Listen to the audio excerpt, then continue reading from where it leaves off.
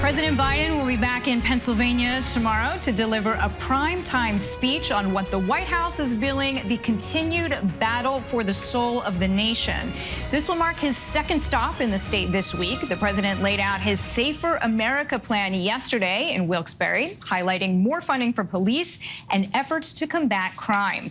ABC's Kenneth Moten joins me now live for more on this. So, Kenneth, in Biden's remarks yesterday, he criticized what he calls MAGA Republicans for their response to the Mar-a-Lago FBI raid. What exactly did he say? What's the larger context? Yeah, Deirdre, a fired up President Biden we saw in Pennsylvania yesterday. He actually criticized those what he called MAGA Republicans, who he says have defended those pro-Trump rioters on January 6th. The president also criticized those who want to defund the FBI. What we really saw here from the president was his midterm message, trying to contrast himself with those Republicans as he tries to get more Democrats elected as well. We heard from the president, in fact, this was the first time he's been this forceful in his condemnation of Republicans who have badmouthed the FBI's raid on the former president's residence there in South Florida. Biden called it sickening. And zeroing in on Biden's midterm message, he said that he opposed the defunding the police, and he's opposed to defunding the FBI, an effort to really break down those stereotypes that Democrats are soft on crime and don't support law enforcement like Republicans do, Deirdre. So, Kenneth, the president spoke about his Safer America plan to combat gun violence, as you just alluded to, but what exactly is in the plan?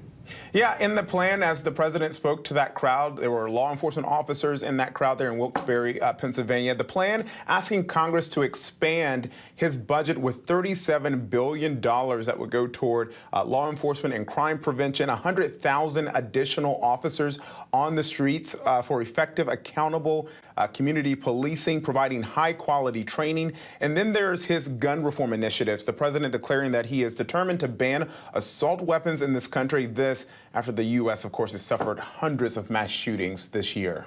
And we know that the president will make his third stop in Pittsburgh later this week. What can we expect from that visit? Yeah, a lot of visits from the president to Pennsylvania because it is a battleground state. There are important elections there that the president's trying to get Democrats elected to, the governor's race, the Senate race as well, that could help his agenda here in Washington.